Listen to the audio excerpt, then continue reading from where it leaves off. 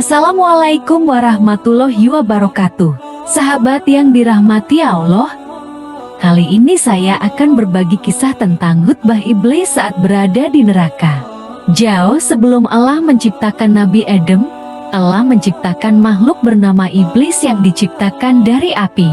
Iblis adalah julukan nenek moyang bangsa jin yang memiliki nama asli Azazil. Kata Azazil merupakan bahasa Arab kuno yang terdiri dari dua suku kata, yakni Aziz yang berarti terhormat, berharga, sangat kuat, dan Il yang merupakan penamaan Allah di zaman Arab kuno. Sedangkan menurut riwayat lain, nama asli iblis adalah Al-Harits yang berarti patuh.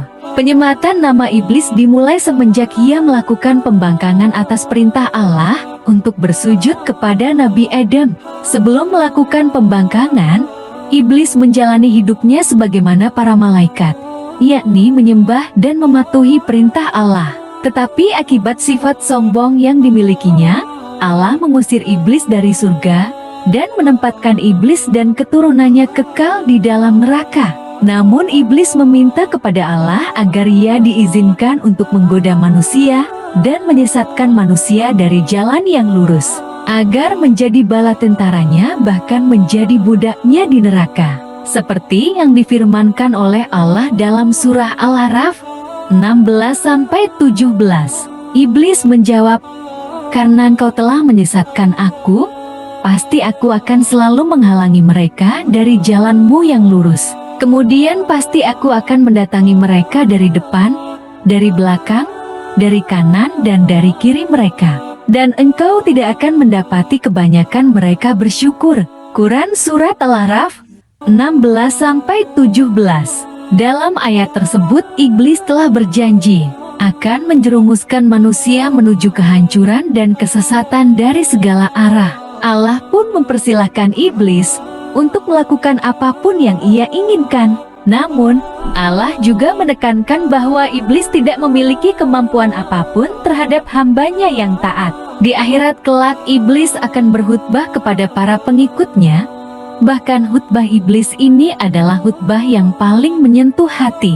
Namun, Allah juga menekankan bahwa iblis tidak memiliki kemampuan apapun terhadap hambanya yang taat. Bagaimana khutbah iblis di depan para pengikutnya di dalam neraka nanti? Berikut isi khutbah iblis di neraka yang membuat para pengikutnya menangis. Jangan sampai kamu jeti jamaahnya. Allah mengabarkan tentang khutbah yang disampaikan oleh iblis kepada para pengikutnya, yaitu setelah Allah memutuskan atau menghisab para hambanya, lalu Allah memasukkan kaum mukmin ke dalam surga, dan Allah menempatkan orang-orang kafir ke dalam neraka jahanam. Maka iblis pun tatkala itu berdiri dan berkhutbah kepada para pengikutnya agar semakin menambah kesedihan di atas kesedihan mereka, kerugian di atas kerugian, serta penyesalan di atas. Tafsir Al-Quran Al-Anzim 4-489. Lalu dalam riwayat lain, Al-Hasan Al-Basri rahimahullah berkata, tatkala hari kiamat, iblis berdiri di atas sebuah mimbar dari api lalu berkhutbah seraya berkata, "Sesungguhnya Allah telah menjanjikan kepadamu janji yang benar, dan aku pun telah menjanjikan kepadamu, tetapi aku menyalahinya." Tafsir At-Tabari 16-563. Khutbah tersebut disampaikan ketika mereka dimasukkan ke dalam neraka, saat mereka dikumpulkan di pinggir neraka dan menyaksikan api neraka menyala-nyala yang akan membakarnya. Dalam Al-Quran pun khutbah iblis telah diabadikan oleh Allah pada surat Ibrahim ayat 22 dan 23. Dan setan berkata ketika perkara hisab telah diselesaikan, "Sesungguhnya Allah telah menjanjikan kepadamu janji yang benar, dan aku pun telah menjanjikan kepadamu tetapi aku menyalahinya. Tidak ada kekuasaan bagiku terhadapmu, melainkan sekedar aku menyeru kamu lalu kamu mematuhi seruanku. Oleh sebab itu janganlah kamu mencerca aku, tetapi cercalah dirimu sendiri. Aku tidak dapat menolongmu, dan kamu pun tidak dapat menolongku. Sesungguhnya aku tidak membenarkan perbuatanmu mempersekutukan aku dengan Allah sejak dahulu. Sungguh, Orang yang zalim akan mendapat siksaan yang pedih. Quran Surat Ibrahim 22. Dan orang yang beriman dan mengerjakan kebajikan dimasukkan ke dalam surga-surga yang mengalir di bawahnya sungai-sungai. Mereka kekal di dalamnya dengan seizin Tuhan mereka.